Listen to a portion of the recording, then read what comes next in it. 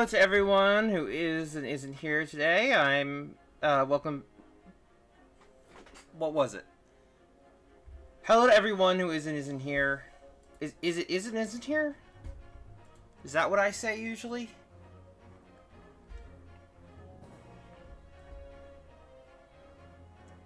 Well, hello to everyone who is and isn't here.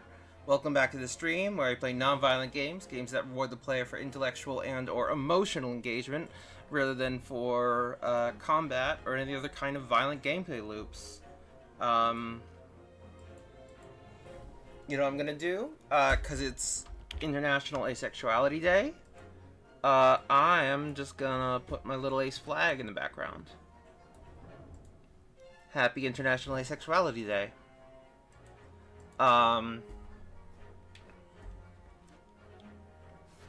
So yeah, here we are.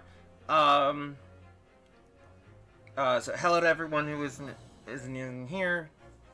Yeah, I feel like I don't say it that way usually, but welcome back to the stream where we play non-violent games, games that reward the player for intellectual and or Oh, I know what I usually say.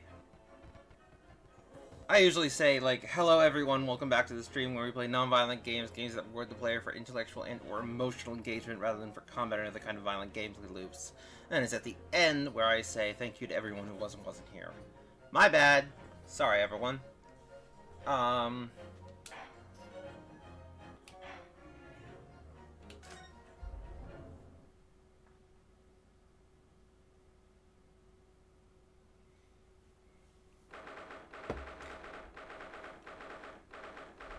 Putting my glasses on. And I do think we're gonna have to deal with some more French accent today, which I apologize in advance. Sincerely. Just really sincerely. I really apologize. Hold on a second. I really have to clean my glasses. They're, you see, pretty dirty.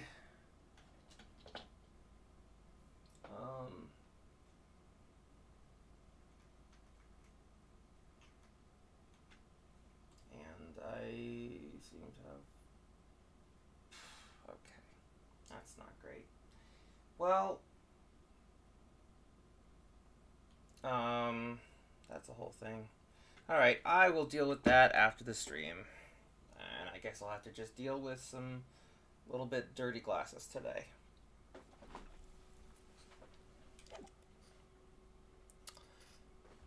Hey! Shannon! Thrifty! Whatever you want to be called! Whatever it is! Hello! Sorry, I don't know why I had that, like, anyways. Hello. Wonderful to see ya. Sort of.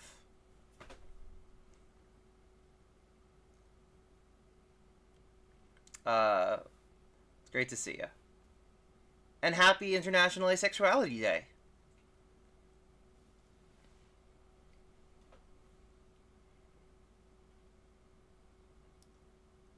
I don't know why I still struggle between, like, do I call you Shannon or do I call you Thrifty? Because you have said that you're okay with both. So, like, for me to be like, which one do I call you just doesn't make any sense. Anyways, hi. Thank you for being here. 24th of October, 11:53 a.m., the Old Bailey. Happy Ace Day. Yeah. Sorry, it's black against black on what I'm seeing, so, luckily the thing on the screen is not the same. So, you know what I could do? I could just enlarge this a little bit. There we go. Yeah, happy Ace Day.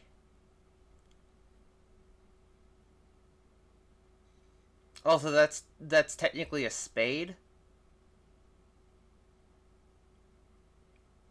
Does it make it the ace of spades automatically? Like, I'm overthinking this. Happy Ace Day. 24th of October, 11:53 a.m. The Old Bailey, Defendant's Antechamber. Ah! Knight Errant himself. Oh, have you been watching from the gallery, Mr. Sholmes? I've been on the edge of my seat the entire time. Courtroom trials are fascinating affairs, as a spectator, at least. I'm glad you've been enjoying yourself.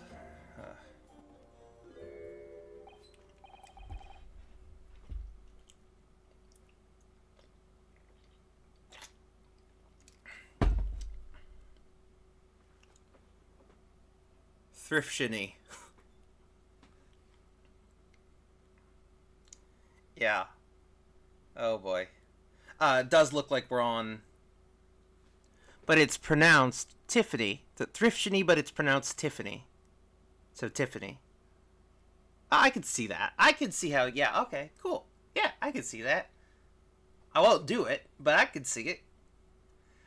We also seem to be on a significant delay from each other. So that's why there's a little bit of a... But yeah. Anyways, at some point, I'm sure I will settle on one. It's not today, apparently.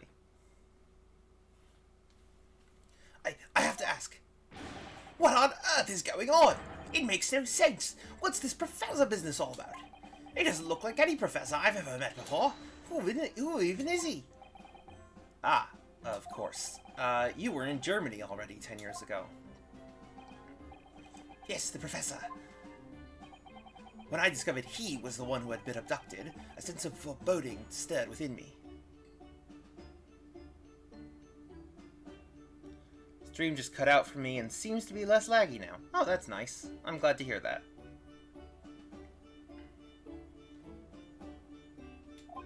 But who knew the monster would come knocking at your door? My heartfelt sympathies. As it turns out, Lord Van Zieks is even more intimately tied to this case than any of us realized, isn't he? Yes, how true. His great friend from university in the dock. And now a waxwork of the killer who took his esteemed brother's life makes an appearance, too. I imagine even the shrewd Mr. Reaper failed to foresee that kick in the teeth. An extraordinary move on your part, my dear fellow, to throw that in front of the man. You make it sound deliberate. I can't help feeling that this professor case is really very puzzling. Oh yes? In what way? In what particular manner? Well, there's Mr. Drebber, Dr. Scythe, and Lord Van Zieks. It seems that everybody in the trial has a link to the case somehow. Yes. In fact, I alone am not a member of the set. Though that leaves me as an empty set, all alone with no intersection to any other. Excuse me, who's this? Excuse me. The Dr. Scythe. Now, what voice did I give her?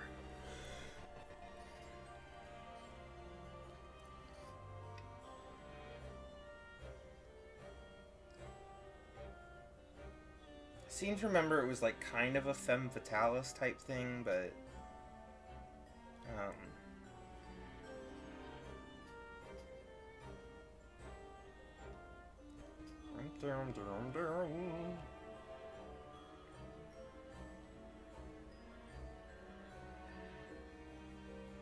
let's see.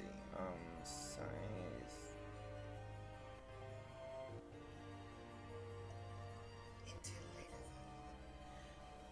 Okay, so, okay. Excuse me. Dr. Scythe! Ah, Dr. Courtney Scythe. Nay, Stevens. Nay, Stevens. Good day to you. Hello, Sholmes. That was very shrewd of you. What in particular, pray? You requested that 10-year-old autopsy report from Gregson, didn't you? Why would you assume such a thing? Because Gregson told me.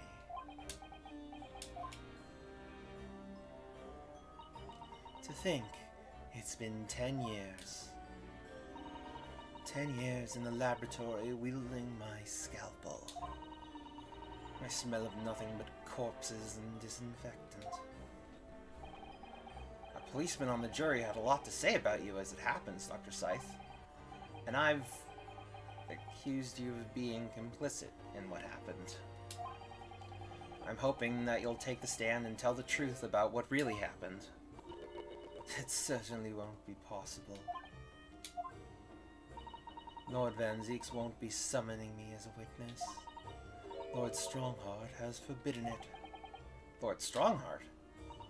The Pandora's box you were warned about is the Professor case. But please don't make the mistake of thinking you'll get any information about it out of me. But attempting to hide from the truth... Oh, whoops. But attempting to hide from the truth, that's cowardice. I've always fought crime in the way that I see fit. I have no regrets. None at all. And that's all I came here to say. So, good day to you.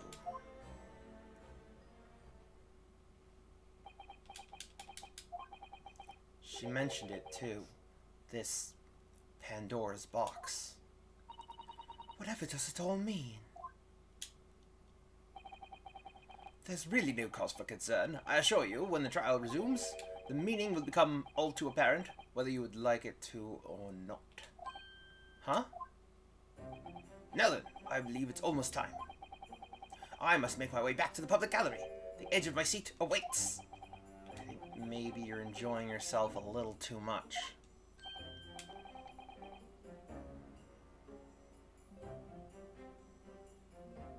Ah yes, one word of warning before I go. If, in the course of the trial this afternoon, you perceive even a shadow of doubt about the truth, don't let it out of your sight. Pursue it like a dog with a bone. To the bitter end, you understand. Do not falter, whatever may come to pass. Alright, I understand. Thank you. Good. I shall make myself scarce then. I purchased a bar of caramel earlier, so I shall be gnawing on that as you gnaw away the truth. What did that warning from Mr. Sholmes really mean, I wonder? Especially the bit about whatever may come to pass.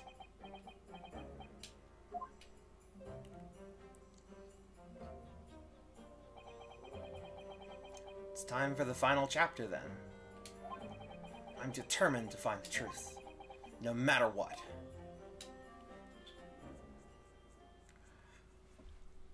Oh, Thrifty, I actually, bought all of the, Professor Layton games for my 3DS, before the eShop shut down. I bought the ones that were on there since they were much cheaper there than secondhand. And also ordered like the original trilogy ones from the DS. So, you know, I probably have to play them on an emulator for stream, but I just like, I don't know, I wanted them legally, before I used an emulator, I guess. But also because that way I can play them on my own if I want to. I'm still sort of debating whether or not to do them on stream. I probably will, but I'm just sort of thinking about it, you know. But I haven't committed to it completely yet. But I probably will. But yeah, it just felt like, oh, I have them legally, so now I feel slightly more justified in using an emulator. You know, it's not like I was, you know, if I used an emulator without that, like, would it have been the worst thing in the world? Probably not. It's good to have it anyway, I guess, you know? But yeah, so that'll probably come next. If this really is, like, the final part of this game, so.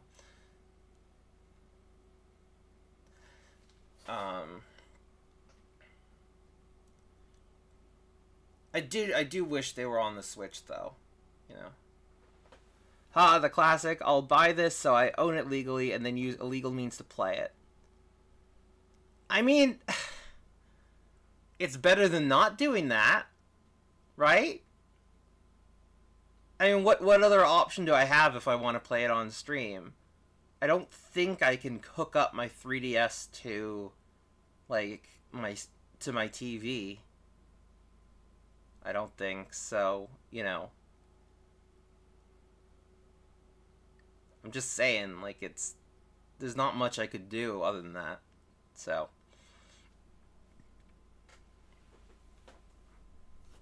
Also, is this, like, no, okay, so, there we go, a little bit better.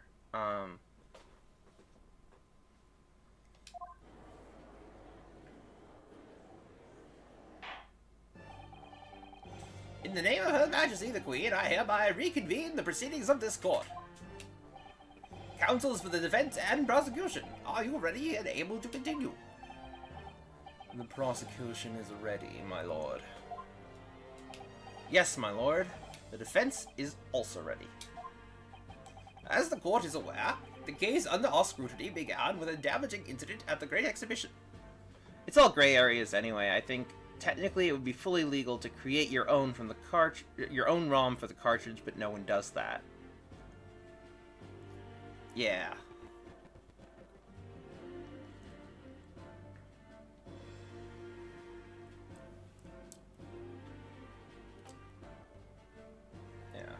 I have no idea how to do that, and that would be like a huge...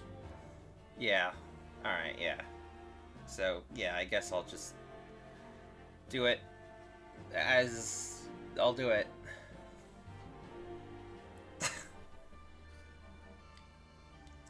As the court is aware, the case under scrutiny began with a damaging incident at the Great Exhibition. Yet we now find ourselves embroiled in the details of a convicted felon who was sent to the gallows a decade ago. This trial has certainly defied all expectation. There might be a capture card for 3DS, but I think everyone just goes the emulator route. That's what I did too.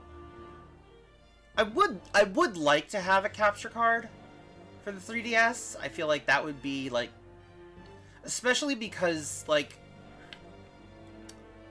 it feels weird to play games that use a stylus without the stylus. Like, it genuinely feels weird.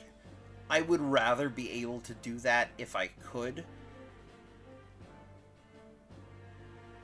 But then, I mean, there's a whole host of things to deal with, you know, using, like, a handheld, right? There's just a whole bunch of things to deal with that. So, you know, we'll see. You know, I will evaluate it after we finish this. And figure out what I'm doing exactly next.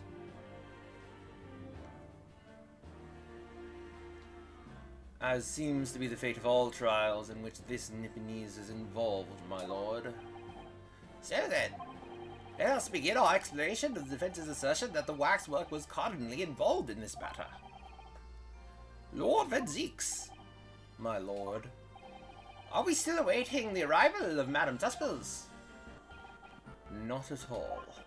She is in the antechamber as we speak and ready to be summoned. Very well. Bring in the witness. At once, my lord. Bailiff, show Madame Tuspels to the stand. Things are about to become a lot more intense. If Trevor is responsible, as I'm sure he is, it means he must have had an accomplice in Dr. Scythe. And what connects the pair of them is their waxwork.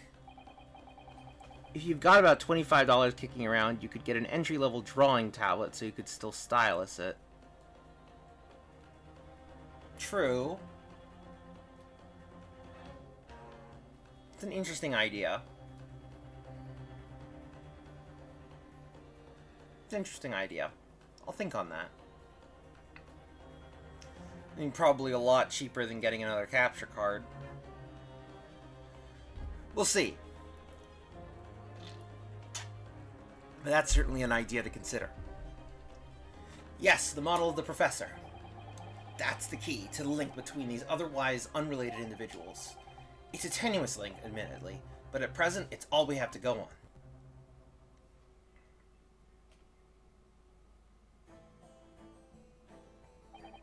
State your name and occupation for the court, please. My name is Madame Esmeralda Taspels. I am a waxwork artisan. I am a waxwork artisan. Oh god, French accent! French accent, I'm so bad at this! I'm so bad at the French accent. I've really been trying to improve it, and I'm still awful. I'm so sorry. My name is Madame Esmeralda Taspels. I am a waxwork artisan, and the proprietress of the Madame Taspels Museum of Waxwork. You will have to pardon me for working as I testify. My new exhibit must open very soon. Oh, so he finally gets a statue, does he? Now there are 2 of them in the world. Oh my! What expression is she carving onto that face? A number of days ago, a particular waxwork model was stolen from your museum. Can you confirm this? Oui, that is true. At first, we believed it had been kidnapped. A waxwork model? Kidnapped?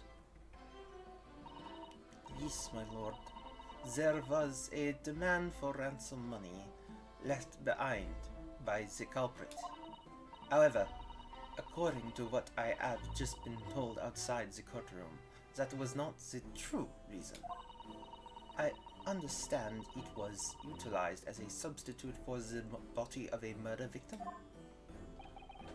At present, that is no more than conjecture proposed by the defense. This is the victim of the case in question, Mr. Odie Asman.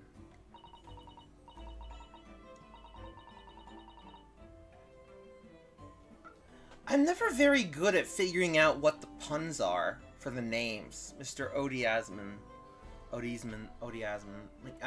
There's, you know, there's like the obvious ones like Tuspels. She looks like a witch, you know. But I just have never been very good at it, you know. But of course, I know him well. He is part of my odious personages exhibit. I detest to say what it is evident, but Mr. Asman does not resemble the professor at all. Yes, but perhaps their faces are very similar. Are you suggesting that we should see which is now the demasked visage of the professor? I have here the key, but it is strictly forbidden to open the lock. This is absurd. Pardon? I don't know what face you've carved onto your fancy figure beneath that mask, but clearly it won't be that of the actual killer. Indeed. The man's identity was never made public, after all. The trial took place in a closed court. The proceedings were strictly confidential. The condemned man was summarily executed. His identity remained a closely guarded national secret. There is no possible way that a repository of tawdry exhibits could get its hand on that information. Quel dommage. It would seem you are unaware of the Taspels principles. What principles? The family Taspels, as always prided itself on sculpting its models à la perfection. Every detail, including the visage, is fashioned with complete fidelity. Et voilà, our principles. There is a well-known legend about the Taspels waxworks from the time of the French Revolution. A member of the Taspels family He is said to have made a waxwork of the queen who was executed. Oui, that is true. It was a century ago now. I believe the queen's face was carved in the minutes following her death, actually at the guillotine site. You are correct. The model is on display still today in the House of Horrors. We Tuspels will stop at nothing to obtain a faithful replica of our subjects. Dear me! A somewhat disturbing tenacity of purpose. It is the only way to obtain a truly lifelike representation of the subject. And it has been my family's secret for generations. Do you mean to say that beneath that mask, the true visage of the killer is there? This is ludicrous. It's out of the question. The professor spread terror throughout Great Britain. As a result, the Madame Tuspel's special exhibit remained extremely popular even today. The killer emerging from his own grave. It is a sight to behold. You should come. I think, madame, it would be beneficial to hear your formal testimony on this matter. You will explain every detail of this macabre model and your personal involvement in its creation.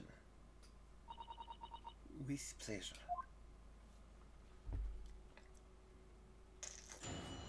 Having a hard time giving her, like, a unique voice that's not mine and also a French accent.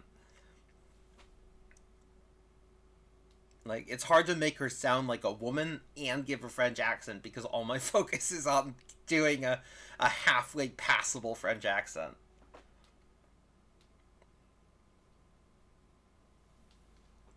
The Professor Waxwork. The special exhibit in the House of Horrors is based on a rumor that shocked society in London. An impression of the visage was taken directly from the corpse in accordance with Tuspel's family principles. I enlisted the aid of the gravedigger and created a mold from the head in the cemetery just before the interment. I hid myself until he gave me the signal. I was there for a very long time that night. As dawn approached, I was very worried that I would be discovered. The gravedigger? The man sanctioned this? Oui. I will do all that is necessary to achieve the true resemblance my family is celebrated for. Nobody else knew. Only the gravedigger. What harm did it do, eh? So you truly saw it. The face of that monster. Naturally, I was aware at the time that his identity was a secret. But Tuspels would not be Tuspels if we did not insist on absolute fidelity to our sculptures. I don't believe this. I myself have seen the special exhibit at your museum, madame. A truly blood-curdling scene in which the murderer is emerging from his own grave. The scene it depicts was the subject of many rumors in London 10 years ago. I have here a newspaper from the time. The special exhibit was based upon the picture in this article. It was the most detailed account of what happened, as reported by the eyewitness who saw it. 10-year-old article has been entered into the court record. A newspaper article recounting the tale of an eyewitness to the alleged resurrection of the professor from his grave on the night of his execution.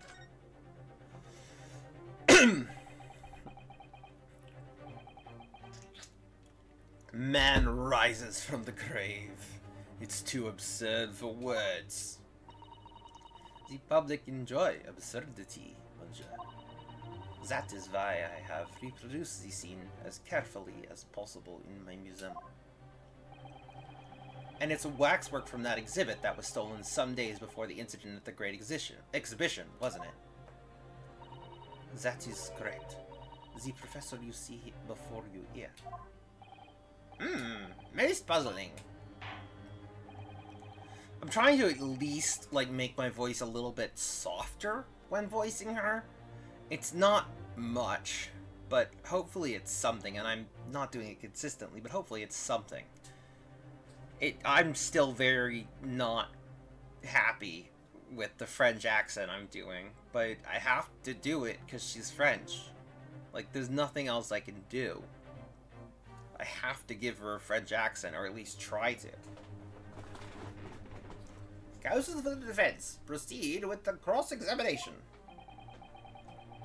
Mr. Waxwork links Drebber to Dr. Scythe, and there has to be some reason for that, which hasn't yet come to light. But I'll find it. I'll get to the bottom of what really happened. I'll prove that Dr. Scythe and Drebber were in on this crime together.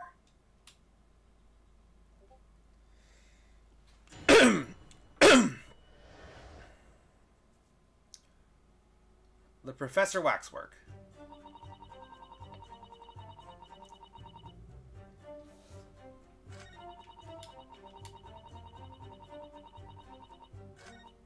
Hold it! And that rumor would be a 10-year-old tale now, but one that no Londoner would ever forget. Alright, I know just what you're talking about, I think. Of course, it couldn't be anything else. Are these right? Hold on.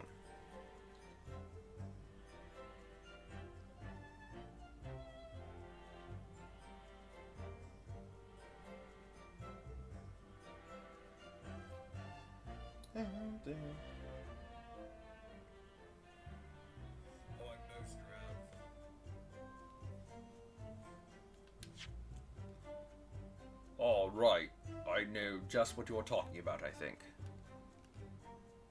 You could make up headcanon that one of her parents is a native English speaker. I don't know.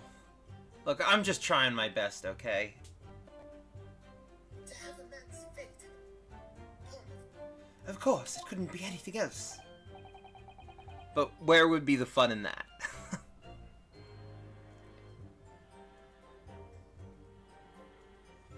Science experiment. Yes, that story will never disappear. The tale of the condemned killer rising from the dead. That is the central attraction of my House of Horrors. The rumor was whispered all over the city, and it was like this. Look, I just have to apologize for my absolutely atrocious French accent. It's awful. It's awful. I know it's awful, but I'm doing my best. It was in Logate Cemetery, behind the prison, in the dead of night after the execution of the killer. The interred professor slid back the stone slab covering his tomb and emerged from his grave. A young man witnessed this, felt a scream welling up inside him. But an instant later, he heard a ear-splitting gunshot from over his shoulder. The bullet struck the emerging corpse, and he fell motionless once more.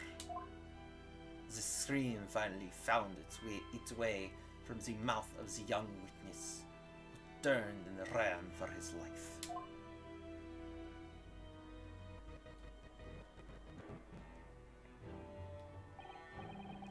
The corpse climbed out of his own grave, and then somebody shot him. Who was it? Nobody knows, even today. But remember, it was just a rumor. Perhaps nothing more than a ghost story. The good people of London, they love stories like this. That is why it was in every newspaper across the capital. But was it just a story? I mean, this is exactly the scene that can be seen today at your museum, isn't it? Oui. This special exhibit was modeled on that very illustration. For a while afterwards, the contents of that article were reproduced in every newspaper imaginable. Madam, might I say something? Please, go ahead. Go ahead, mademoiselle. When something is described as a rumor, it doesn't necessarily mean it's entirely made up. I believe that often, rumors contain elements of the truth. Ah, I see that people from the East can be just as astute as the people of Europe. Can we be sure, for instance, that the professor's execution was successful? It is not possible for the dead to come back to life. Sorry? 10 years ago, I was there in the Lowgate Cemetery. After the criminal known as the Professor was killed by hanging, I took a wax impression of his visage from the corpse just before it was interred. So I can assure you, the man was dead. I see. It would certainly appear that the condemned man suffered the intended fate.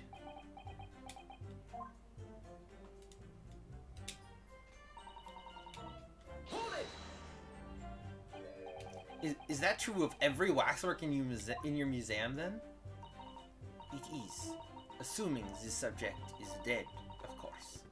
Live subjects have to cooperate in a similar way. I have letters from imprisoned criminals all the time, you know. What sort of letters? When my time comes, please make a waxwork of me. Komeka. I don't know. Komeka? I don't know. No! My museum is famous, Manja. Manjo. To be made into a waxwork is an honor. Honor. For some criminals, a symbol of status, even. Because nothing says hardened criminal better than wax. And it is thanks to one killer in particular that my museum has gained such popularity in London. I refer to the star of the special exhibit, of course, the Professor, whose form you claim to have captured by taking an impression from the actual corpse. There are no exceptions to the principles of Taspers. I just feel like I have to keep apologizing.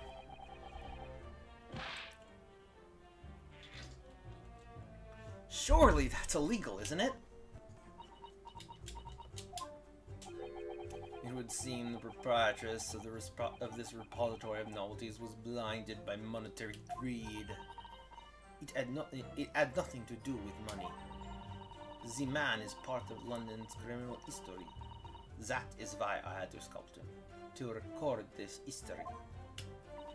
It is the raison d'etre of the Taspers Museum. But if the man was convicted in a closed court and sent for immediate execution, then surely nobody but the members of the judiciary present know the killer's true identity. I assure you, behind that mask is hidden the true face of the Professor. Do you realize what you're saying? The Professor's identity is a national secret. I understand. And now that the truth about this special exhibit has been revealed, it must perhaps close. Of course it will, as will your entire museum if you don't tread very carefully, madame. That could be another interesting chapter in the history of my family, I think. Don't you? So 10 years ago, on the night of the... So 10 years ago, on the night of the Professor's execution, you took a wax impression of his face from the corpse. Oui, exactement.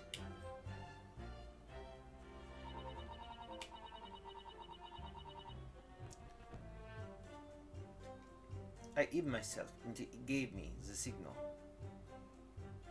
Until he gave me a signal.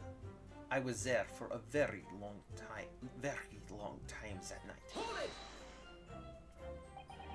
You were there longer than you expected to be? I had some difficulties in capturing the subject's form correctly. As I removed the mask, the mouth of the cadaver fell open, and I had some problems with the chin. Dare I ask? The man had been dead for a short while already, you see. His muscles were relaxing, and consequently his chin would not align itself correctly. Oh dear, what a horrible thought. Under normal circumstances, I would have an assistant with me. However, that night I was alone, and as a consequence, I missed my preferred window of time. What do you mean? When I take the impression of the visage of a cadaver, I always wait until 3 hours after death. Why 3 hours? Is that amount of time significant? It is because of rigor mortis. A rigor mortis? It's a name given to a phenomenon that occurs in recently deceased bodies. As a rule, 3 hours post-death, the muscles in the body begin to stiffen. By approximately 10 hours post-death, the entire body is completely rigid and inflexible. And then, from that point on, the muscles slowly start to revert to their relaxed state. The effect is often used to estimate the time of death when a body is discovered. Well, that was an education, if a slightly scary one. As the mademoiselle says, rigor mortis commences 3 hours after death, and it starts in the jaw. I see. So that's why you wait. Before that time, the mouth falls open, and it is very difficult to do my work. It's getting hard for me to do my work with all this talk of corpses. Wonder about the information the course just heard from Madame Tuspells. The information about rigor mortis you just shared with us, would you mind including that in your formal testimony? I believe it could be significant, you see. Of course, I do not mind at all. I can't help feeling that after this latest topic, the atmosphere in the courtroom has become extremely grave. This is no time for jokes, Mr. Sato. That was actually a pretty good one. Madam, kindly amend your testimony as discussed. Bien, sir.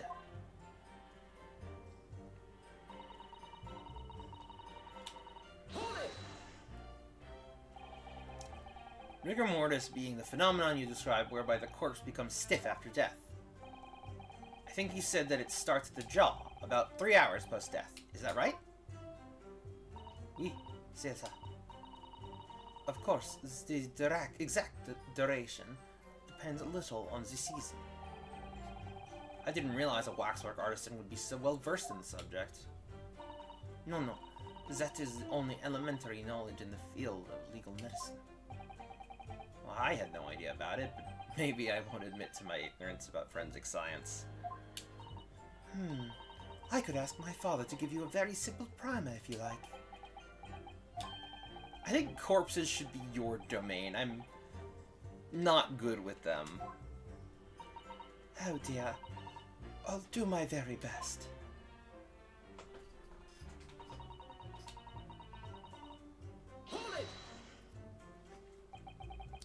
You say that dawn was approaching? What was the time of day then? Approximately. Well, I could not say. But when I left the cemetery with my utensils and wax, the morning light was becoming visible.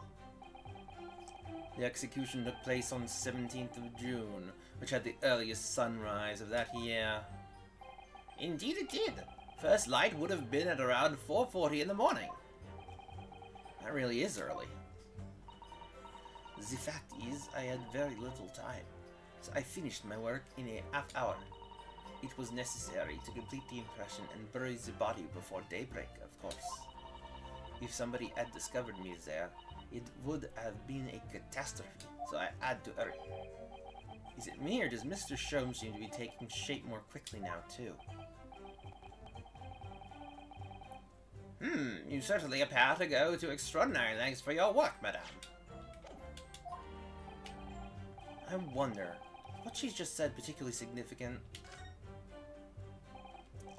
Madame, those details about how long it took you to complete the sculpture in the early sunrise, could you include them in your testimony? I believe they may be significant. Of course, if you would like me to. You're quite right, Mesonato. It is intriguing. A sunrise at 4 in the morning would be absolutely unimaginable at home, wouldn't it? It's not quite what I meant by significant.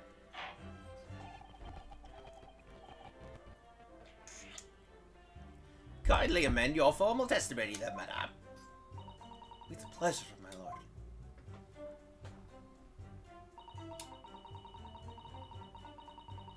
I hurried to finish my work in the hour. Did you have reason to believe you might be discovered once the sun came up or something? I had paid the gravedigger money to keep my little secret, of course. But with the morning light, I knew that the warden from the prison would commence his patrol of the area. Couldn't you just have paid off the warden too then? Couldn't you just have paid off the warden too then? I had already paid the gravedigger, as I said. You cannot buy the silence of everyone, or the secret no longer a secret, eh? The sunrise was at 4:40 a.m. that day, which means that it would have been around 4 when you began your sculpting work. Oui, that must be correct. That would be when the gravedigger gave me the signal to come out of hiding. So, that's all I have to go on. What's your feeling, Mr. Harder? For some reason, Dr. Scythe went along with Drebber's plan.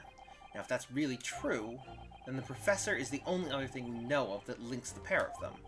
So I feel sure that Waxwork must be a clue to this mystery somehow.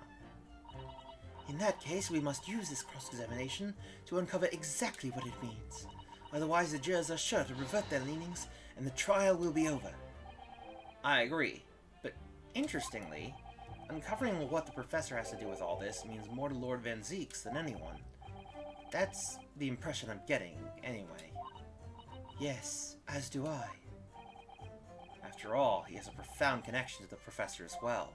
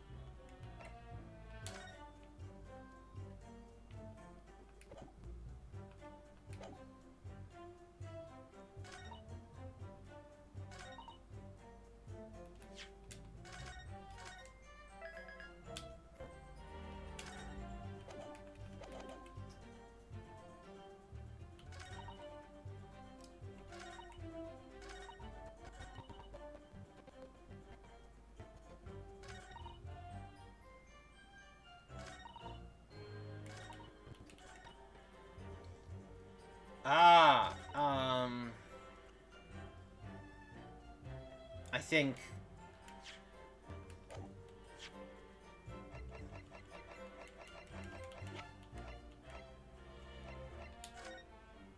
because he's got a helmet on. So how could you get his face? Objection! Oh. Just,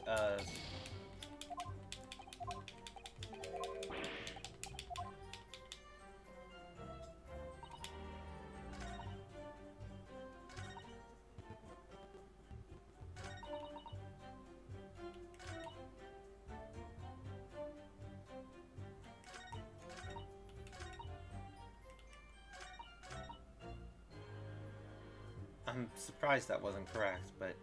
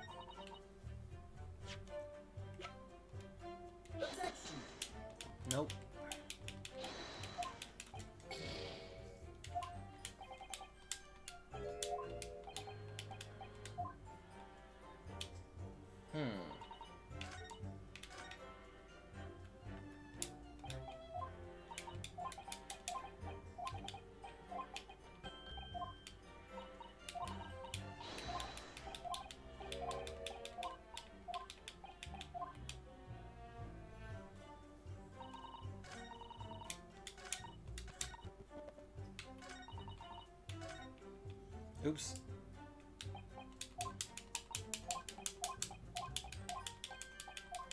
My bad. Sorry, everyone.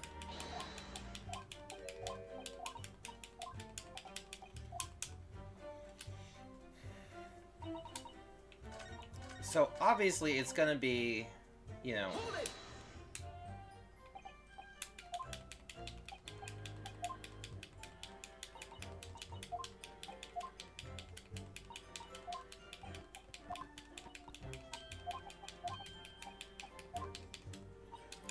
something with these last two, I guess. Oops, no! Ah, I did it again! I did it again. Ah! Oh, apologies.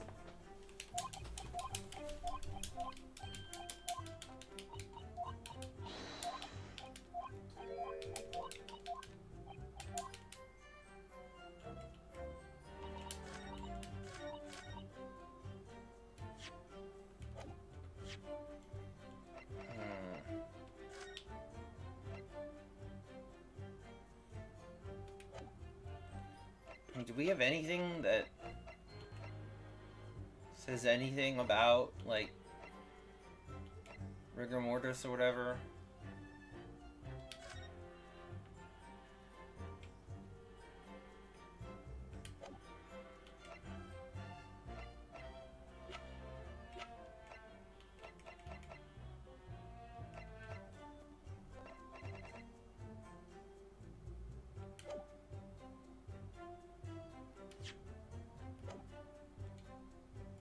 Anything on her Waxworks?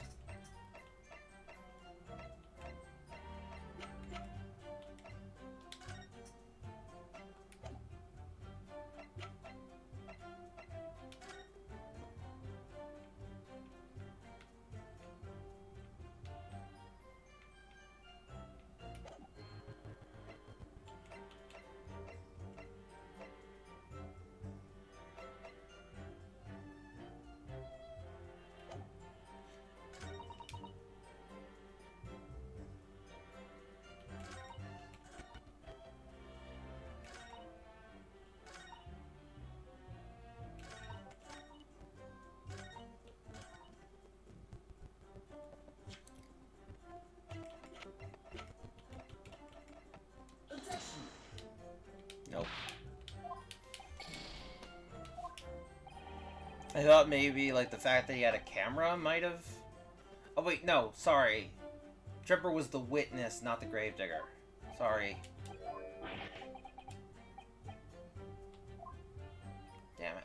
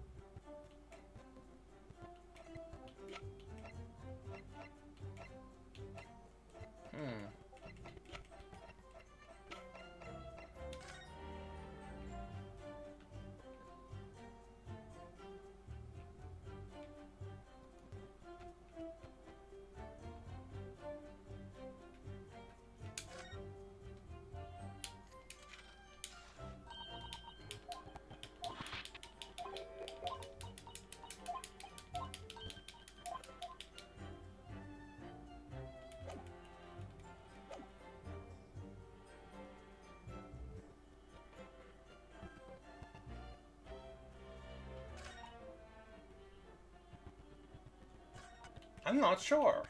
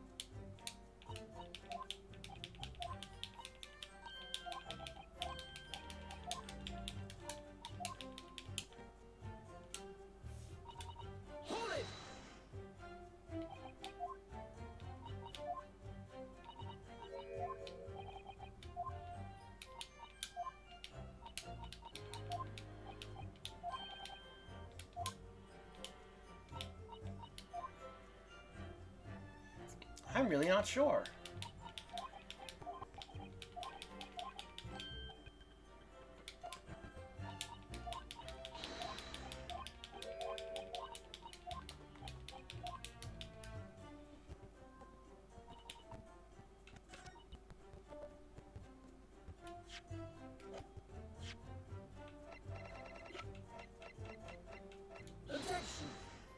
Nope.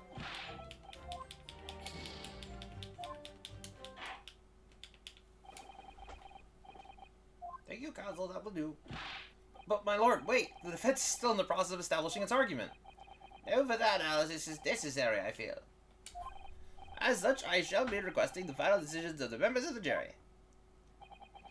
It has been an honor to serve, my lord. We know exactly what we think Guilty. Guilty. Guilty. Guilty. Guilty. Kill me.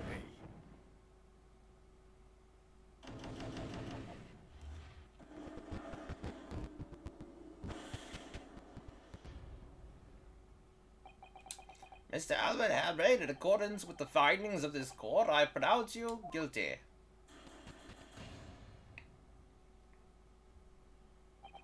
I applaud the judges for doing their civic duty and finding a swift resolution to this matter. That is all. Court is adjourned.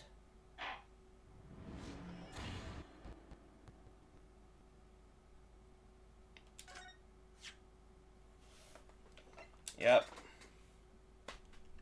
I'm really not sure. I'm gonna look this one up. I'm really stumped here.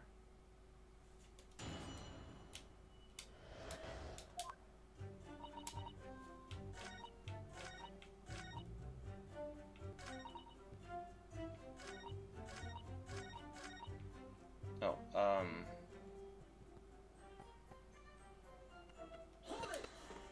oh, it looks like I might have to...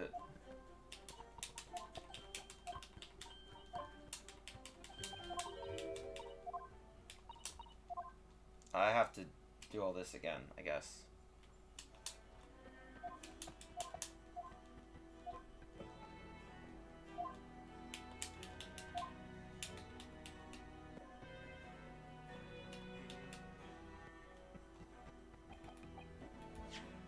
Or oops. No. I meant load.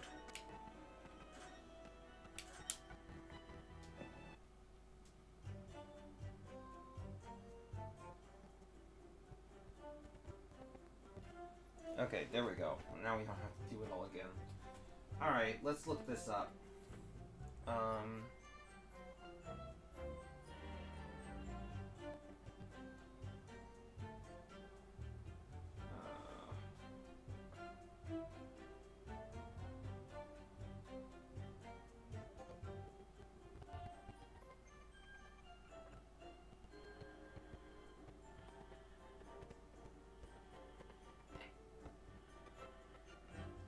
Radius turn 2.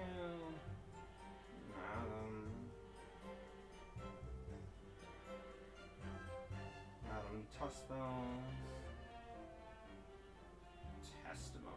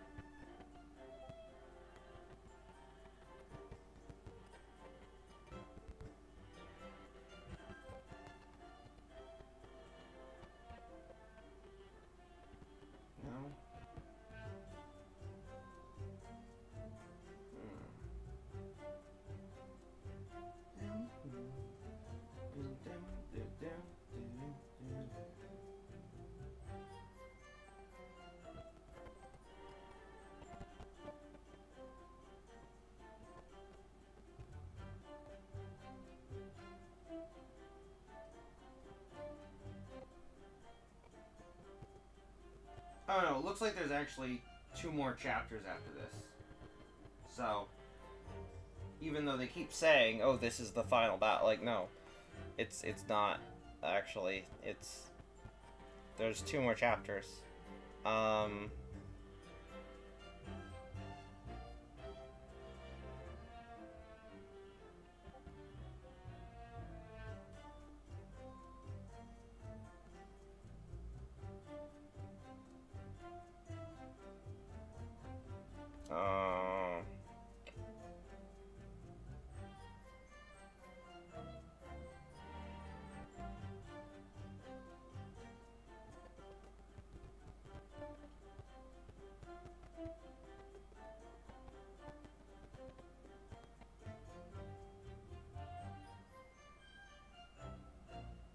Then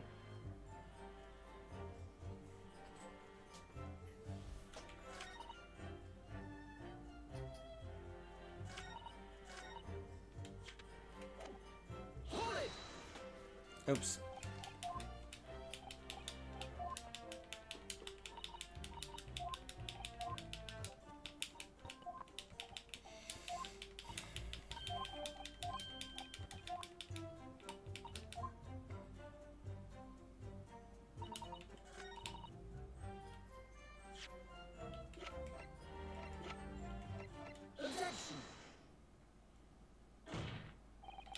Madam Tuspels, I have here an autopsy report that was filed 10 years ago now.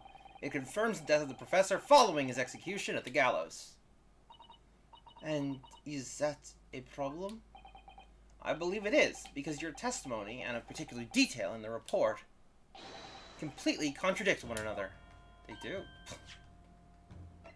Let me take a look at that.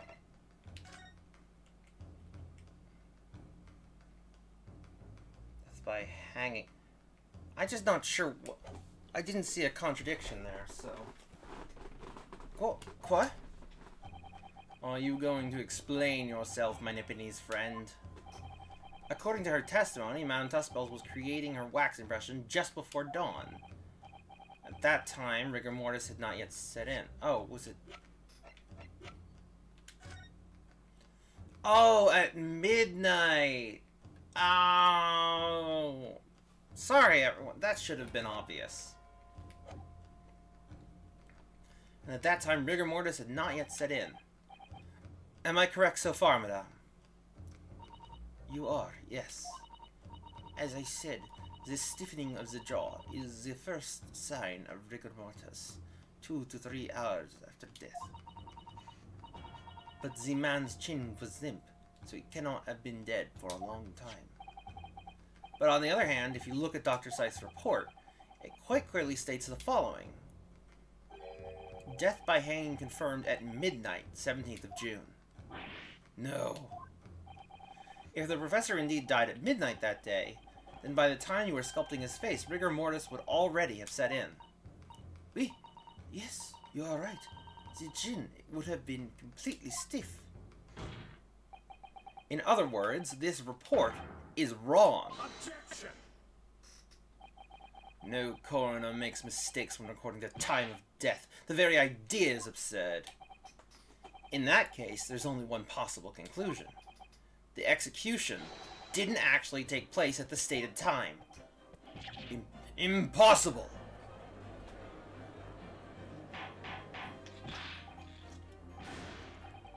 Order, order!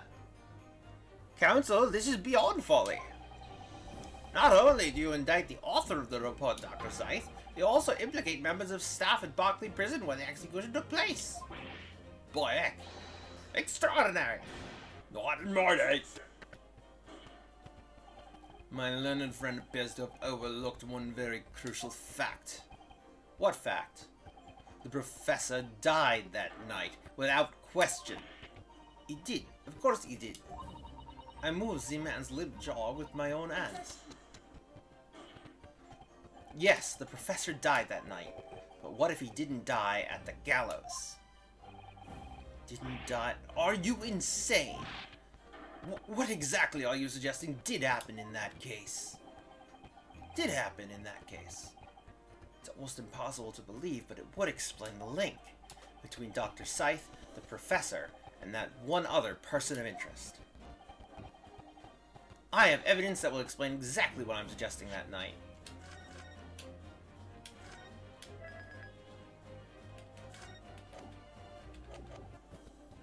Suggesting happened that night. Did I say suggesting that night? I meant suggesting happened that night. Counsel, please present the evidence at once. The evidence that allegedly explains what really happened on the night of the professor's execution.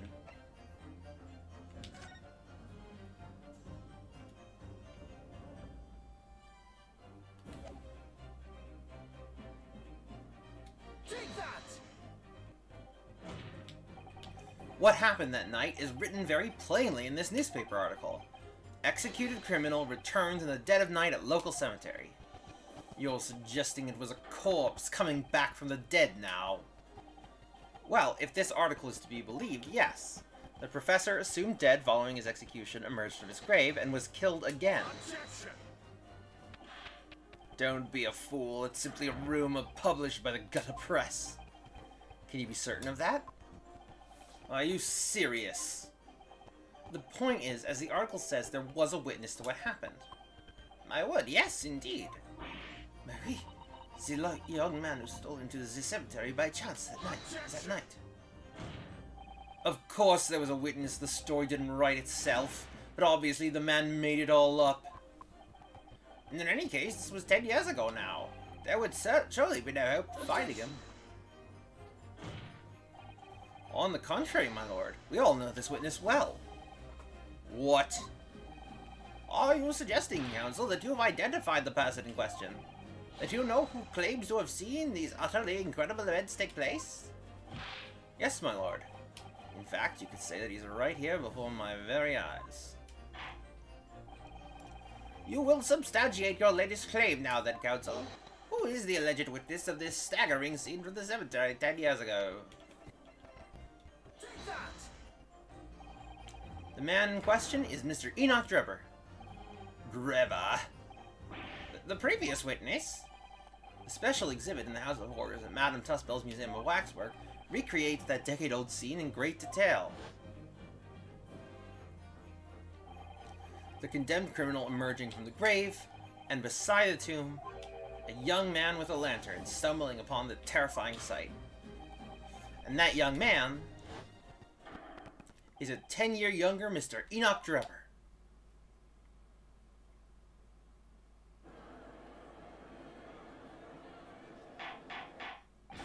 Order, order, order! Surely not, counsel. Drebber was there, in Lowgate Cemetery. What is all this talk about Mr. Drebber? Is the name significant? Of course, Madame Tuspels doesn't know, does she? Yes, it's extremely significant, Madame. To your situation as well, in fact. What situation? The theft of the Professor Waxwork from your museum some days ago was perpetrated by the very same man. No, but that would mean... Madame Tuspels, it would appear you know the name Enoch Drebber. Oui, yes, I know it, but from long ago in the past. What? Oh my! Good gracious! Explain yourself. Tell us everything you know. Yes, yes, of course.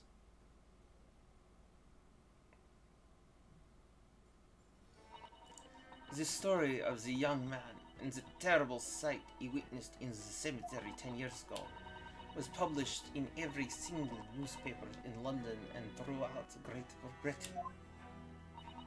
However, in all of the articles, the witness was simply described as a certain young man. No details were published about his identity. His name was never revealed. That is, apart from in one newspaper.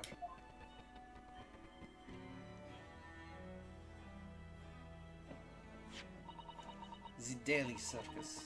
It is the paper from which comes the article I have already shown the court. You're saying that his full name was only publicized in that article? Goodness me, yes, here it is. The university student who experienced this shocking event is Mr. Enoch Dribber, a disciple of science at the University of London and a resident of its student dorms. Unbelievable. When I read the article, I went to meet with the young man. His discovery of the condemned criminal coming back to life in the cemetery in the dead of night would make a perfect exhibit for my house of horrors, whether it was the truth or not. I see. So you went to meet Mr. Drebber in order to sculpt a waxwork of the man, did you? Exactamente. It was studying science at the University of London in those days. It was just a poor student. I paid him £5 to model for the waxwork. And since that time, he has been in a museum to recreate the scene of terror from the cemetery. God, it's just awful. It's an awful, awful accent. It's not French. It's barely anything. I'm really doing my best, and it's not good. So 10 years ago, a young man appealed to the public about an extraordinary... hold on, that was accidental. Accident moved on. 10 years ago, a young man appealed to the public about an extraordinary event he'd witnessed. A criminal who had been put to death, re-emerging from his grave in the middle of the night. But the public treated his claim as nothing more than a music anecdote that was soon forgotten. 10 years later, the same man steals a waxwork model of the executed criminal, ostensibly to use as a body double for the victim in the case we're discussing here today, even though the waxwork build is a poor match for the victim, and its face is obscured by a mask. So the question is, why would the man do such a thing? Which brings us to 3 days ago, when the birdcage crashed into the Crystal Tower. If the birdcage had in fact contained not the body of Mr. Asman, but that same waxwork, the coroner from Scotland Yard who investigated, Dr. Scythe, would have noticed immediately. And yet, she submitted this autopsy report for the victim, which the court has seen earlier. Why? Because the waxwork was that of the professor. Is that what you're saying? Dr. Scythe put her name to a document confirming the death of a condemned criminal who was still alive. A criminal whose apparent resurrection was witnessed by Mr. Drewer. But that misconduct was a deadly secret the coroner would do anything to protect, which is precisely why Mr. Drewer used that particular waxwork as the body double. Ah.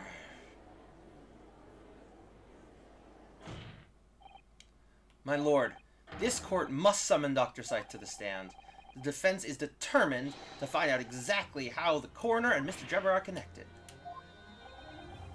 But according to the missive I received this morning through the prosecutor's office, Dr. Scythe is unable to participate in these proceedings. Is that not the case? She told us so herself, didn't she? Lord Van Zieks won't be summoning me as a witness. Lord Strongheart has forbidden it. Lord Strongheart? The Pandora's box you were warned about is the Professor case. And please don't mistake please don't make the mistake of thinking you'll get any information about it out of me.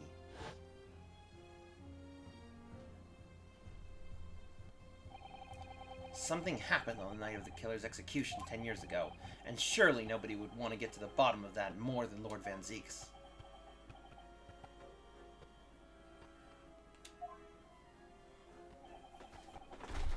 The prosecution calls for the instructions in that missive to be scrapped. But Lord Van Zieks, the missive was issued from the Lord Chief Justice's office. The assigned prosecutor has the final say on policy in any particular trial. In other words, me. Yes.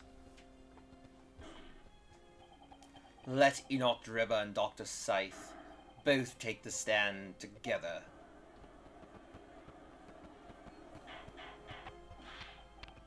Order, order, order! Very well, I will uphold your request. Bailiff sent a subpoena with immediate effect addressed to Dr. Scythe of the Forensic Investigation Team. A woman is compelled to attend on Her Majesty's orders. Alright then, Enoch Drebber and Dr. Scythe. If they weren't colluding with one another, this crime could never have been committed. I'm just a stone's throw away. I can feel it. The truth behind all this is about to come out.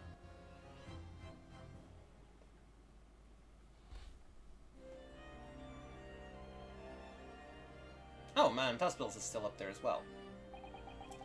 Thank you for your attendance at such short notice, Dr. Scythe. I'm disappointed in you, Lord Van Ziegs. You've completely betrayed the agreed policy of both Scotland Yard and the prosecutor's office. Betrayal is not in my nature as long as the truth isn't compromised. If it is, if there's even a hint of wrongdoing, then no matter whom it concerns or disgruntles, I will pursue the matter to the bitter end, as would any prosecutor worth his salt. Mr. Drebber, you took the victim's life by means of a machine that you can, hold on. Damn it.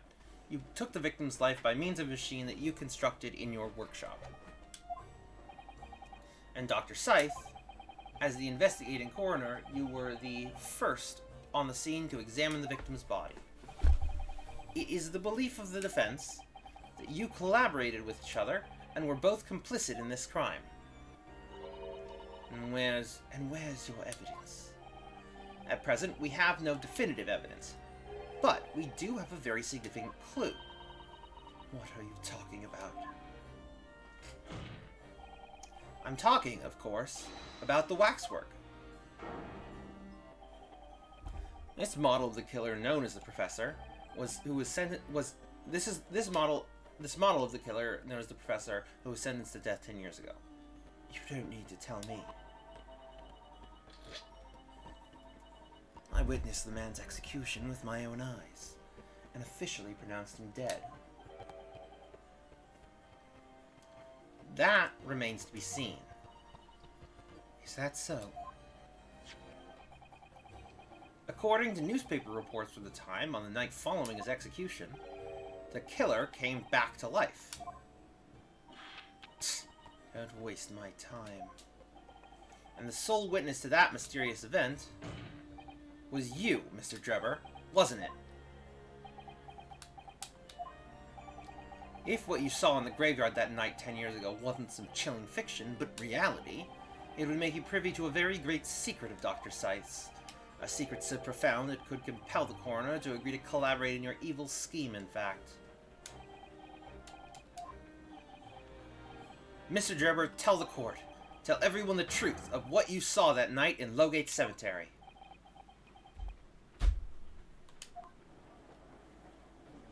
So he was the student who saw it. You can see the resemblance, actually, can't you? With the man in Madame Tussbills, I mean. Surely he's not going to claim it's really what he saw, especially not after all these years. He was a research student at the University of London, was he? And a bit too clever for his own good, if you ask me. Oh my, that's a hell of a rain. Wow, that's heavy. That's a heavy rain. Sorry, I just looked out the window and it was just like, oh my god. That's a real heavy rain. What an interesting twist. When at the time, not one person would take me seriously. Yet now here we are, 10 years later, and suddenly my story matters. And in a court of law, too.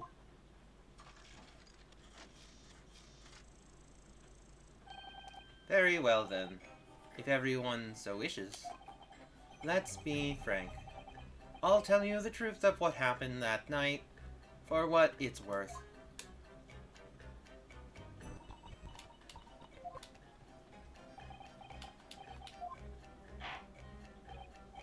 So, Mr. Drebber, your testimony, please, about the events of that night 10 years ago. You will tell the court exactly what you stumbled across in Lowgate Cemetery. Yes, of course, as you wish.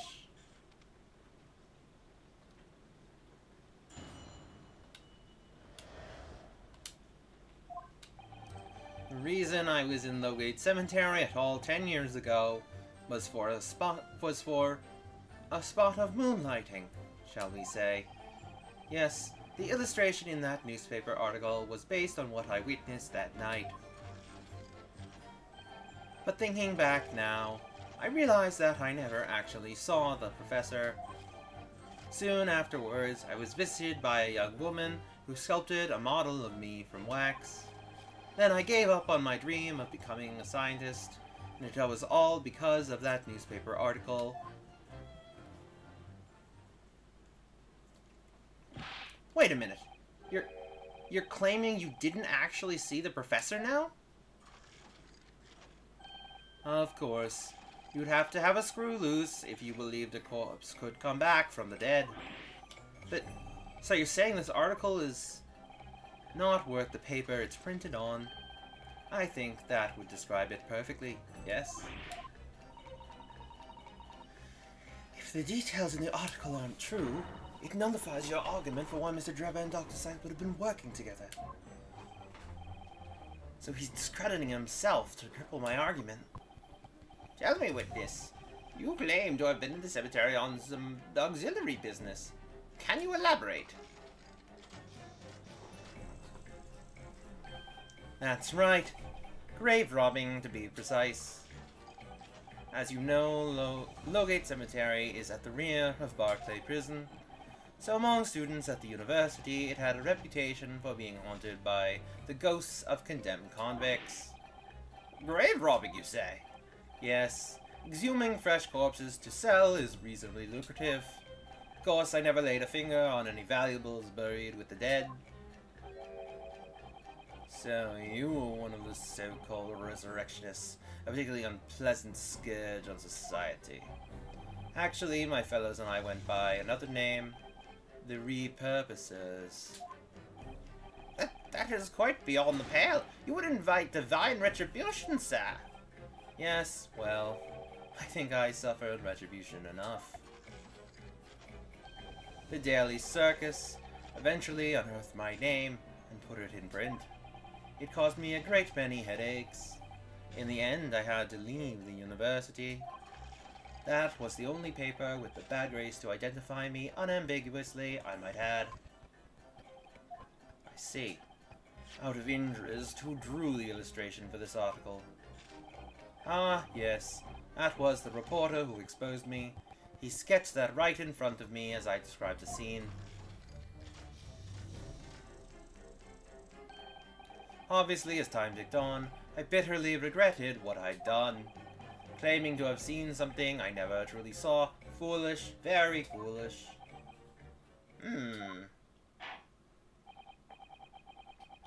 Well, counsel for the defense, you may proceed to the cross-examination now. At once, my lord.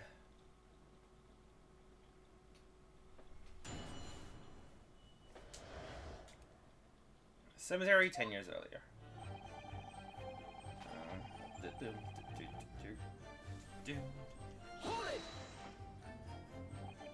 By moonlighting, you mean grave robbing, do you? Surely you only need to look at the graveyard scene and my appearance to gauge the answer to that. Lantern spade. But who on earth would want to buy... But who on earth would want to buy a dead body? Any major hospital. A hospital? In order to better understand the human body, the study of anatomy is crucial to medical science. There isn't a hospital in the world that has enough specimens to work with.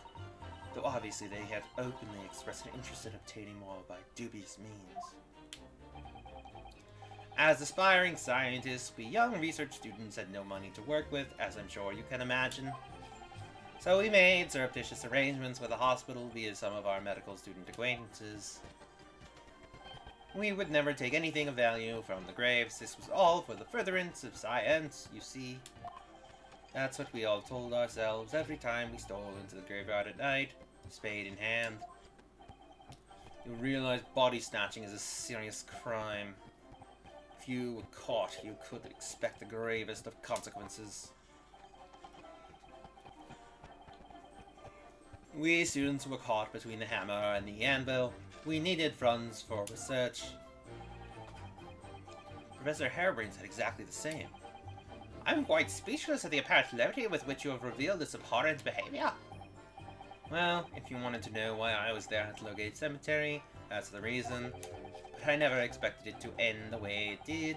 That I regret to this day.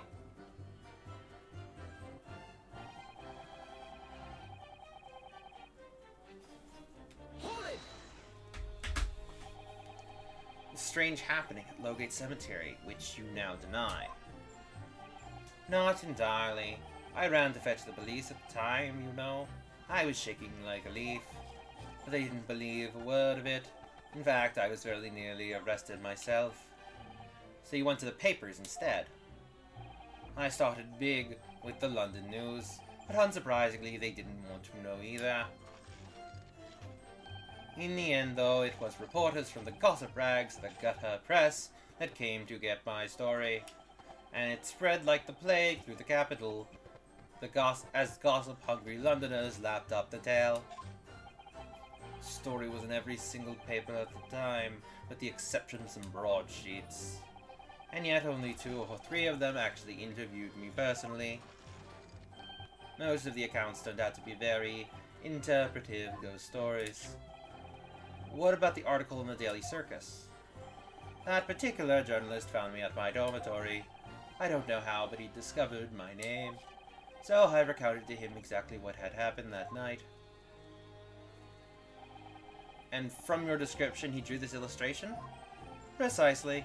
That's how I learned that the condemned man was the infamous professor. Because the reporter told me so. I had no idea myself, you see. Newspaper reporters are wont to snoop around in matters that don't concern them. So the scene portrayed in the illustration is accurate, then? Well...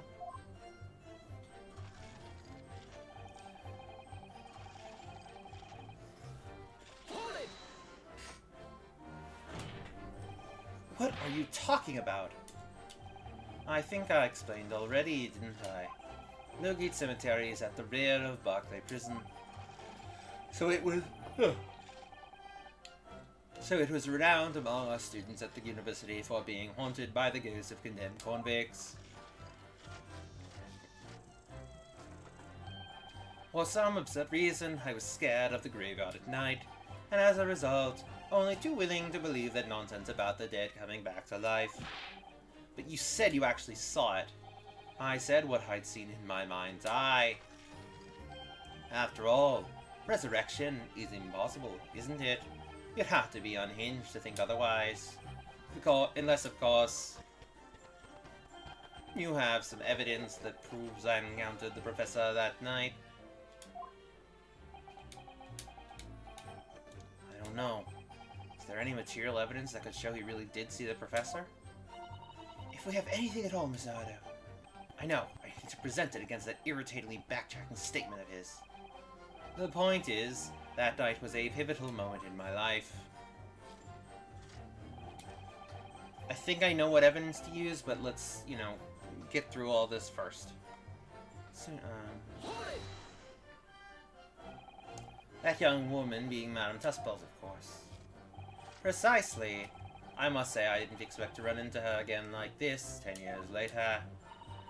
As I've explained, I went by the name published in the article and oh my god, I found the man. Yes, the article in the Daily Circus, I think you said. I was a poor student with barely a penny to my name at the time.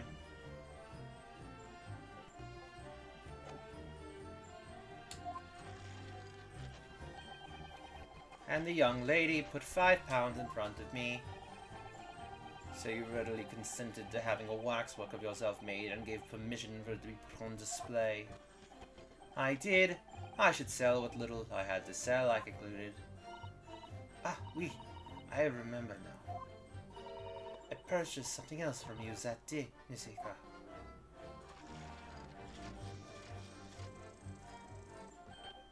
Did you? I can't say I remember. What was it, madame? His camera. Ah. Oh, yes. I made a point of taking it with me whenever I made an excursion into any cemetery. You took a camera with you, sir? To what end? To record the details of the body I disinterred. But I had no intention of ever visiting a graveyard again after that night, so I sold it. I see. But I still have it, monsieur. It is a part of the special exhibit in my House of Horrors. I am very meticulous about such details. It is the Taspel's way. It would seem, then, that this is the very camera Mr. Drebber took with him to locate the cemetery on the night in question. Yes, interesting.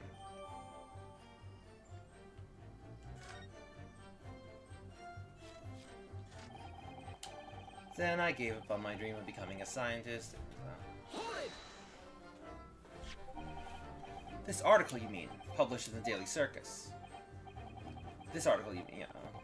Yes, someone informed the dean that it was my name that appeared in the article, and carelessly let slip that night after night I was digging up graves. Hardly a model student, you might say. The university's reputation was execrably defiled, and I was expelled as a result. Mon Dieu, I had no idea. And having been run out of university, you found employment in a somewhat specialist trade.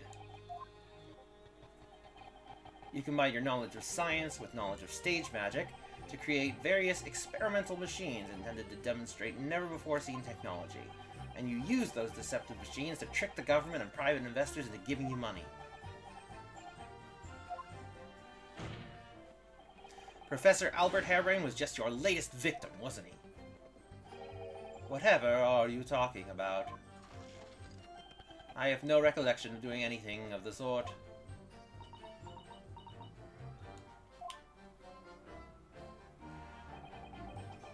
What's Tripper up to? Why would he suddenly change his tune and recant his claim? I wonder if perhaps it's because his circumstances have changed now. What circumstances? Well, if he admits to having seen the professor emerging alive from his grave 10 years ago, it will expose a secret at Dr. Sai's past that she would desperately want to hide. Yes, of course. If Drebber and Dr. Sai are working together now, then if Drebber were to betray her, there would be no reason for her to continue to cooperate. In that case, there's only one way around it. I'll have to prove he really did see it.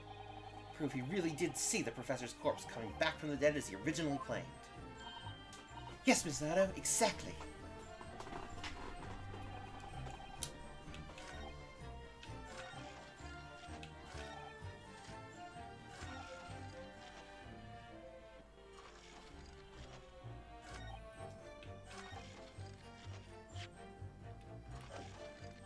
Is this the right one to press on? Or to...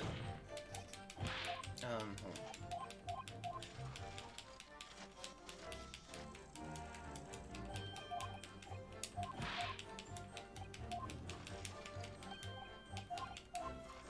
Yeah. Okay, this is the right one to present the evidence against.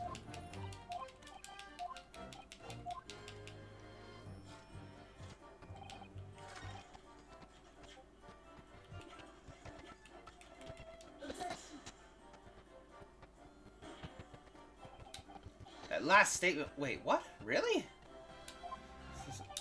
It is your task, as well, to explain it somehow. Does it go... No, yeah,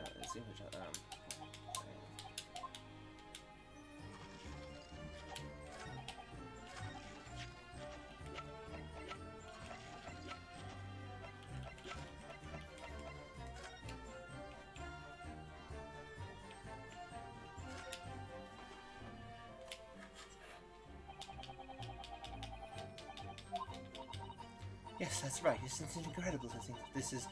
Oh, here we go. Yes, that's right. Isn't it incredible to think this is the actual camera Mr. Drebber used that night? I certainly never imagined a piece of evidence would be on display in Madame Tuspel's. She's very keen on everything being as true to life as possible, though, isn't she?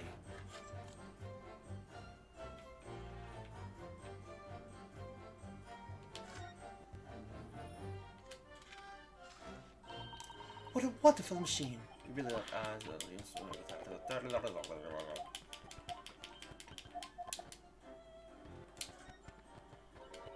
Look, Miss Nato, what is it? On the bellows, that's right, looks like blood.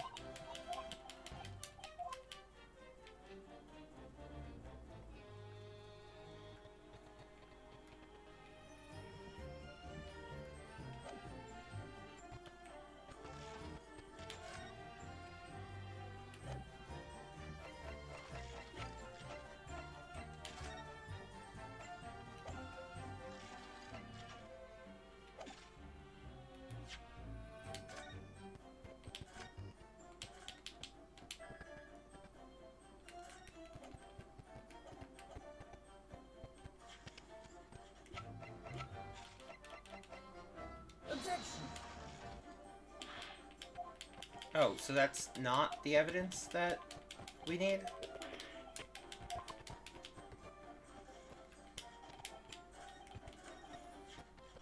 I thought maybe it was just because I missed something here, but I guess it's really not. Well, that's unfortunate.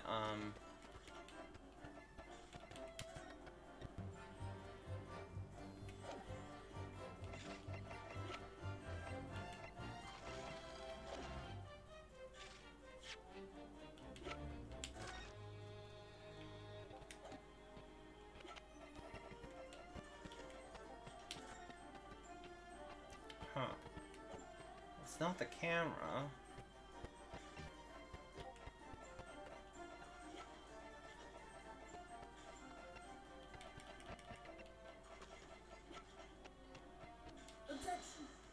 Oh, it's a newspaper. Okay.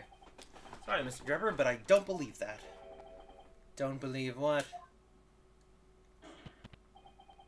Your latest claim. You did see the professor on that night 10 years ago. Oh dear. We seem to be at odds. But I was there, and you were not. I know what I didn't see. The illustration with this article was drawn based upon what you told the journalists that you witnessed. A figure emerging from a tomb, wearing an iron mask. Yes, when the killer was tried 10 years ago, it was decided in the closed court's ruling that the man would wear the mask to hide his identity. It wasn't to be removed even during his execution and subsequent burial. Not even the prison wardens were to see the man's face. But obviously the provision of this mask was not public knowledge. Oh, I see. So, Mr. Drebber, as you've just heard... a lowly student of the University of London certainly wouldn't have known about the condemned man's mask. So unless you'd actually seen the professor that night, it's inconceivable that the artist would have included the mask in the illustration. Order, order! Well, Mr. Drebber?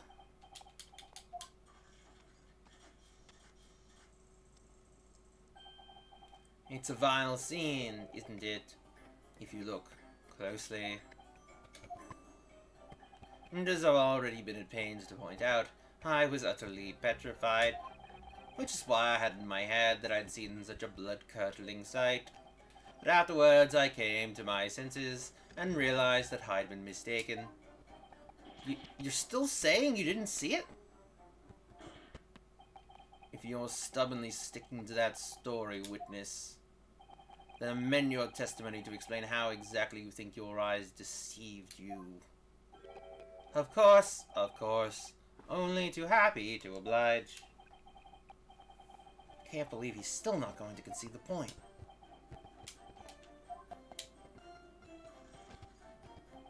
What I in fact witnessed was a fellow grave robber at work. A fellow grave robber? What are you talking about? Well, I wasn't the only one busy in the cemetery that night, you know. Other body snatchers were at work. Of course, when I saw one emerging from the hole he dug, my heart very nearly stopped. So that's the terrifying sight I actually saw, you see. You're claiming it was just another student on equally insalubrious business as yourself. Many of the medical students would wear metal masks to protect them from bacteria during dissections. Clearly, the fellow was using such a mask to protect his anonymity, wouldn't you say? There's more to the story, isn't there? The article goes on to say, in the next second, a gunshot rang out suddenly from behind. The bullet pierced the resurrected man's chest, whose breath then stilled once more. We might assume that the sexton discovered the miscreants at work, perhaps, and fired upon one of them. If a gravedigger had shot someone in the cemetery, I think it might have been rather big news, my lord. I could only assume it was an embellishment bolted on later by the reporter.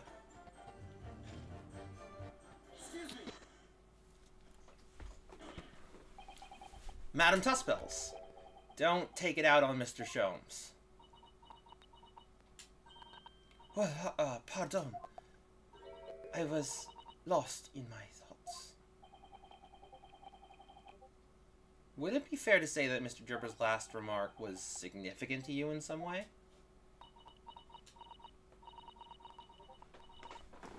I thought it was a little strange, that is all. How Monsieur Dreber could claim this now. If you don't mind me saying, madame, what are you talking about?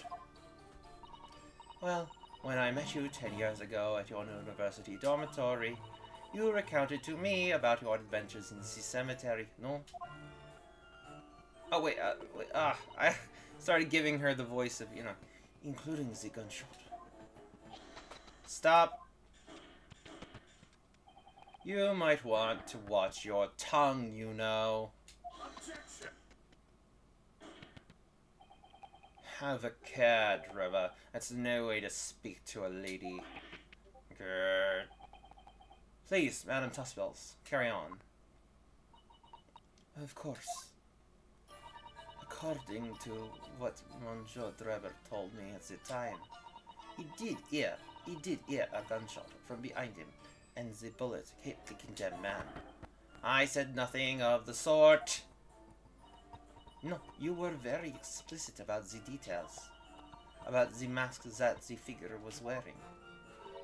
And the blood that spattered over you when he was shot. Enough! Shut up, woman! You're making all this up. That will do. Mr. Dreber. Yes. You refute the account just given by Madame Tussbells? I have no recollection of ever saying those things. Come on, do you really expect us to believe you? Control yourself, counsel. I will not permit baseless accusations in my courtroom. Right. Under the circumstances, I think it best that you supplement your testimony with a statement to clarify your position on this witness. Very well.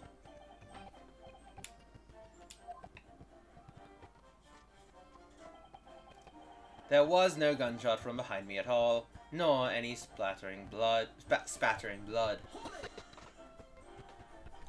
Yet Madame Tussbells has testified that you told her about both of those details. Not true. I said nothing of the sort. 10 years have passed without material evidence to the contrary. You have no grounds on which to question the witness's word. Ah! Tell me, Madame Tussbells. What exactly did Mr. Gerber say about the blood that apparently spattered on him? Hello. This is what he told me. All of a sudden, he heard a very loud gunshot from behind his back. The bullet hit the figure who was emerging from the tomb in the middle of his chest, in his heart. One dreadful sight after another.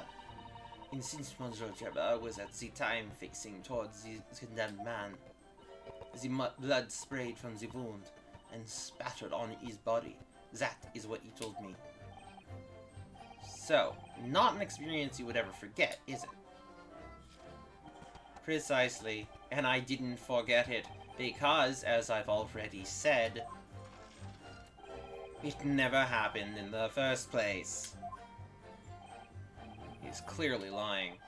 Only I had some evidence to prove it. We can't let him win, Miss Nardo.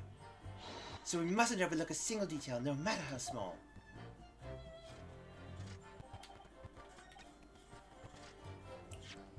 Now is when we use the camera. Mr. Gerber, do you remember this camera? Well, that is the camera from that fateful night. Yes, we borrowed it from the House of Horrors. It's the camera you took with you to the cemetery that night, Mr. Gerber. And is that supposed to be significant? This kind of camera is rarely seen in our homeland, so my colleague and I began to examine it closely. We noticed that the lens extends forward on the end of some bellows. Like this. What's that? There, just on the bellows. It looks like a dark red stain. Ah! That's right. It's a rather conspicuous mark here on the bellows, in fact. Good lord, are you suggesting? Yes, my lord, it would appear to be a spatter of blood. Something that could be confirmed with a simple chemical test. Isn't that right, Dr. Scythe? It would be difficult to determine if it was human blood, not the blood of an animal. But yes, to test whether or not it's blood at all is simple enough. I propose that Madame Tussel's testimony was correct, and that on the night in question 10 years ago, you spattered with blood from the gunshot wound. And that furthermore, you really did witness the condemned professor emerging from his tomb.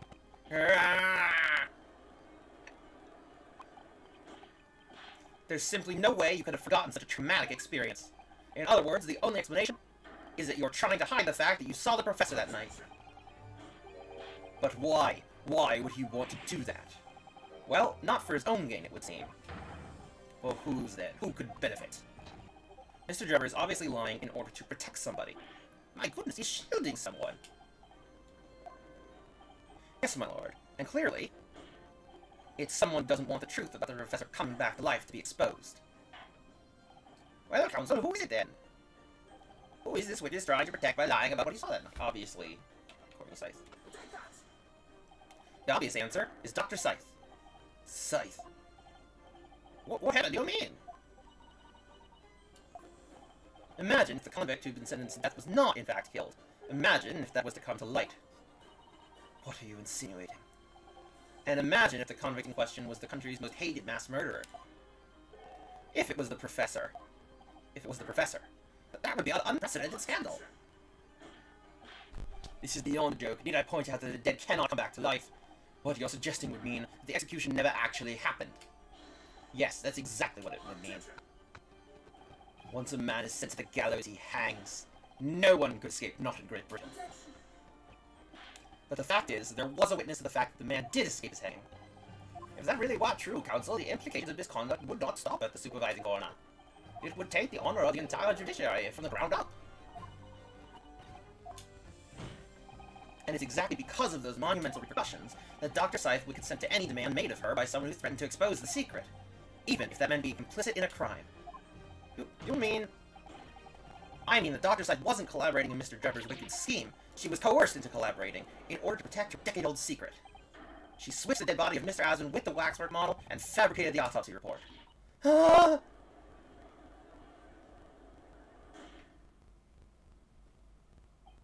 Lord Van Deeks! Pray forgive my freshly filled hallowed chalice and whole raft of other discourtesies now. Goodness me! It's just the sort of tall-tale Londoners will enjoy, I grant you. An executed killer rising from the dead, a Scotland Yard cover-up, a conspiracy at the highest levels. So let me ask you one thing. What's that? If the condemned man really did emerge from his tomb that night only to be shot in the chest, who pulled the trigger and disposed of him forever? We're pretty much out of time, but let's find a good place to stop. Well, gee, I have no idea at the moment. We have too little information to work that out at present, I think. I couldn't agree more. The Old Bailey is no place for wild fantasies. Ugh. And have you considered this, my learned Nipponese friend? Considered what? Do you realize just what a dangerous endeavor it would be to coerce this woman into such criminal activity? It's tantamount to declaring war on the entire British police force and judiciary. What? Hard to imagine any sum of money being offered for research would warrant it. To rely on some staged deception when so much is at stake would be madness. Well, I suppose. And this was no petty crime either. The victim was murdered. A man who'd already invested money in the venture and would be instrumental in future profits too. Yes, I had no reason to kill Mr. Asmund at all.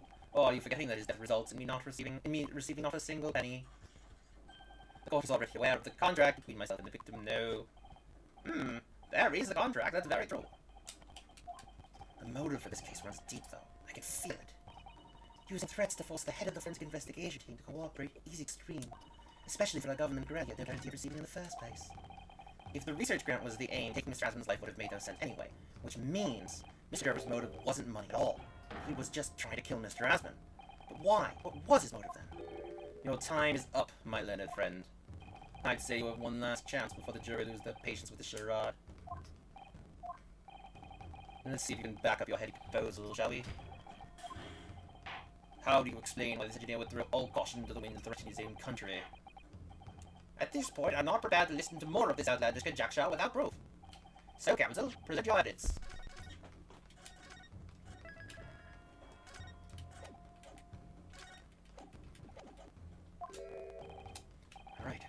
exactly was Mr. Asmund Drebber? There's a connection that no one's seen yet, and I'm going to have to present 2 pieces of evidence to show what it is. Yes, my lord. The evidence that establishes a motive and explains why the witness wanted the victim dead is right here.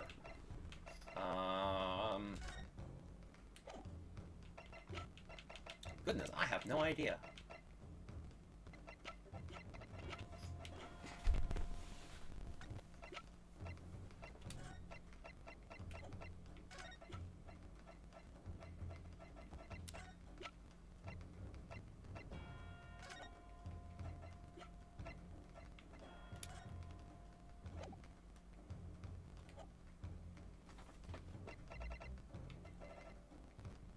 Establish the motive.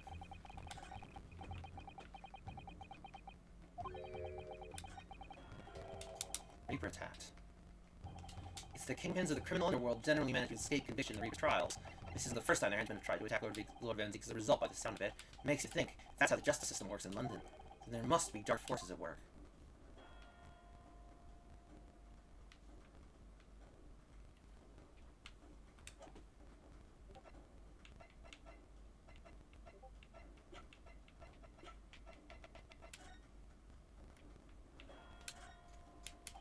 Every article on the front page is news about the Great Exhibition.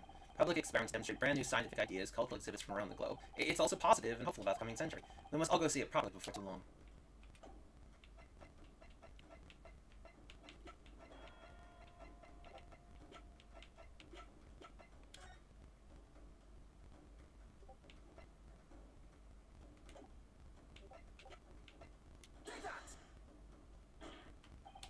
If indeed this piece of evidence reveals the motive... If, counsel? Yes. If it did, it would be great, I was thinking. Or hoping anyway. Well, wishing, really. Are you treating my courtroom like a fountain that grants wishes when you throw money into it? I knew I should have thrown more than a farthing in last time I was at the park. I don't think it has anything to do with your offerings to the gods, Mr. Heather. At this point, I'm not prepared to...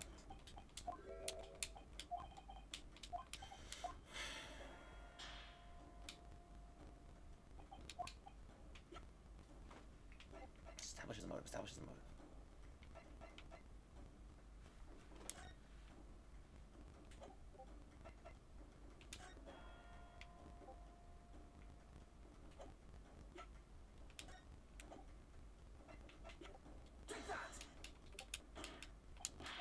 Ah, no.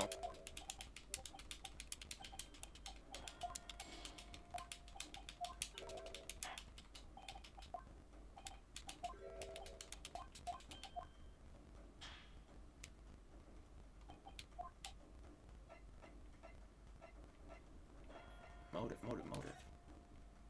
Motive, motive, motive.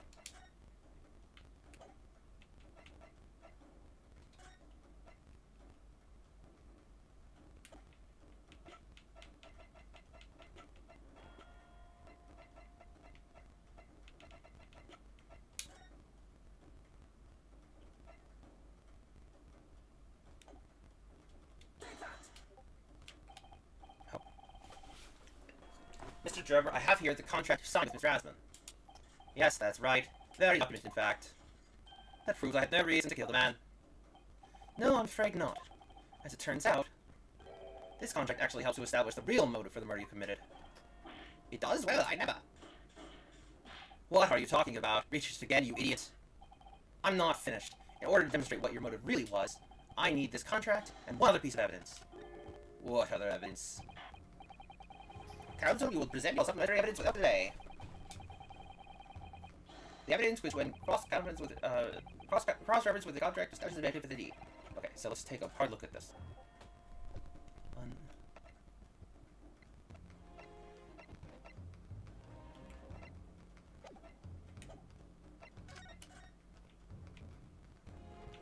Oh! It's this newspaper article, my lord. That was written 10 years ago, and every detail has been examined already. What could it possibly tell us? That dribble should never have been written. It's typical gutter-press nonsense. It means nothing. But there's something significant that this newspaper article and the contract have in common. Really? And it's that common link that shows very clearly why you were determined to kill Mr. Asmund. seems the defenders uncovered something the rest of us have missed. So, my learned friend, point out what these two pieces of evidence have in common. What exactly is linked between this newspaper article and the contract? Right there. What these two pieces of evidence have in common is a signature. A signature! The signature on the illustration that accompanies a 10-year-old article and the signature on the contract belong to the same person. What? As the court has heard, this illustration was drawn 10 years ago by the newspaper reporter who found Mr. Trevor and interviewed him about his ordeal. If you look closely, the reporter's signature can be seen in the bottom right corner of the drawing. And if you look at the contract here, which was signed between the witness and the victim last year, you can clearly see Mr. Asman's signature at the bottom. Let me see now. Good lord, yes, they're identical. In short, the journalist who drew the illustration and wrote the article published about Mr. Trevor 10 years ago was the victim of this case, Mr. Odie Asman. Objection! Explain to the court why. Why would that constitute a motive for the witness to murder Asman? Well, if you think back, you'll remember that Mr. Trevor talked about that article in his testimony. Grave robbing, you say? Yes, exhuming fresh corpses to sell is reasonably lucrative. That is quite beyond that. You would invite divine retribution, sir. Yes, well, I think I suffered retribution enough. The Daily Circus eventually unearthed my name and put it in print. It caused me a great many headaches. In the end, I had to leave university. That was the only paper with a bad grade, so identified me unambiguously, I might add. Then I gave up on my dream of becoming a scientist, and it was all because of that newspaper article.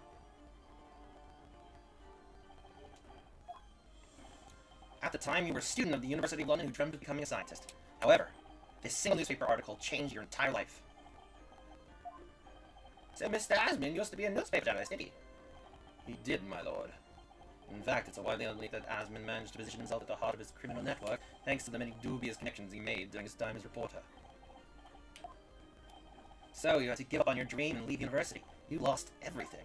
Eventually, you found yourself working in the field of science, but only in the shadows. And all because of that article, written by Mr. Asman. Enough!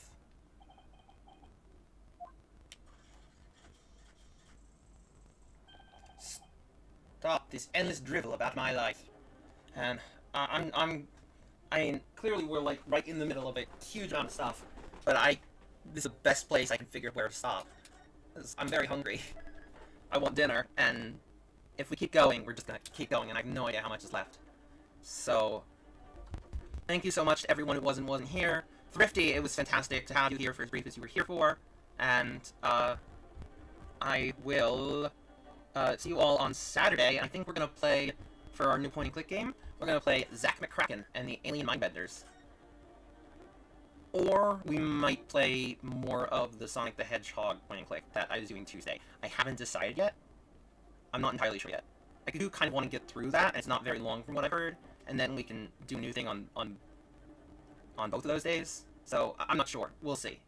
But, yeah, thank you to everyone who wasn't here. Pretty amazing to see you here, and I'll see you all on Saturday. Bye-bye!